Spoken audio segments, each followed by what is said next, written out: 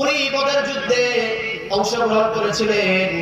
যুদ্ধ যখন শেষ হয়ে যায়, ওনার ছেলের নাম হলো আব্দুর রহমান ইবনে আবু বকর।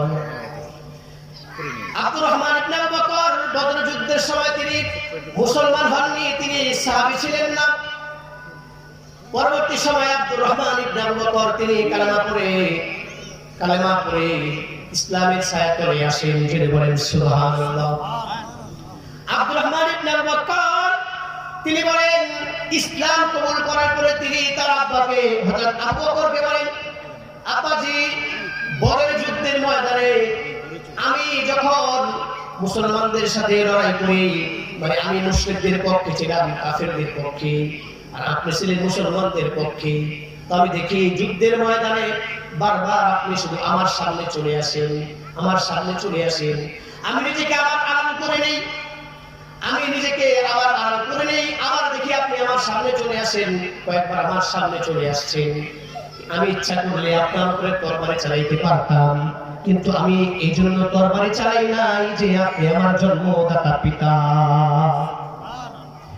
আব্বাজান, আমি তো এই জন্য তরবারি চালাই নাই যে আপনি আমার জন্মদাতা পিতা আবু বকর, সেই জন্য আমি আপনার উপরে তরবারি চালাই নাই। এই ক্ষমতা আমার ছিল, আমার তরবারিতে দাঁড় ছিল।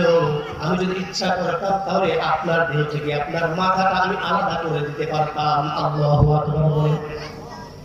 আব্দুর রহমান ইবনে আবু বকর সিদ্দিক রাদিয়াল্লাহু তাআলা আনহু এই কথা বলার পর আবু বকর সিদ্দিক বলেন, কলিজার টুকরা সন্তান, শোনো, তুমি তো আমাকে বদরের যুদ্ধে, বদরের প্রান্তরে, বদরের ময়দানে আমাকে দেখেছো। দেখার পরেও তুমি তরবারি চালাও নাই, কারণ আমি তোমার জন্মদাতা পিতা, সেই জন্য তুমি তরবারি চালাও নাই।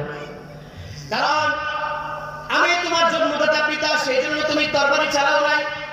এই কলিজার টুকরা সন্তান, শোনো, বদরের প্রান্তরে আমি যদি তোমাকে দেখতাম, মানে তুমি যদি আমার সামনে আসতে, তুমি তো বেঈমান কাফের মুশরিকদের পক্ষ নিয়েছিলে, আর আমি তো মুসলমানদের পক্ষ নিয়েছিলাম, নবী রাসূলুল্লাহ সাল্লাল্লাহু আলাইহি ওয়াসাল্লামের পক্ষ নিয়েছিলাম।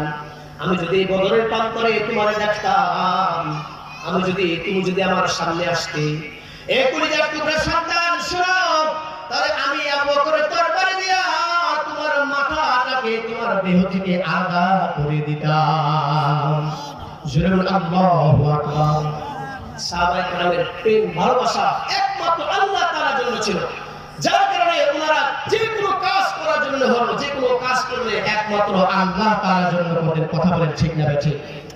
ঈমানের পথে অবিচল থেকে আমার মরণ যেন হয়, তোমারই কাছে মিনতি আমার, তোমারই কাছে মিনতি আমার, মহিম মহাময়, ঈমানের পথে অবিচল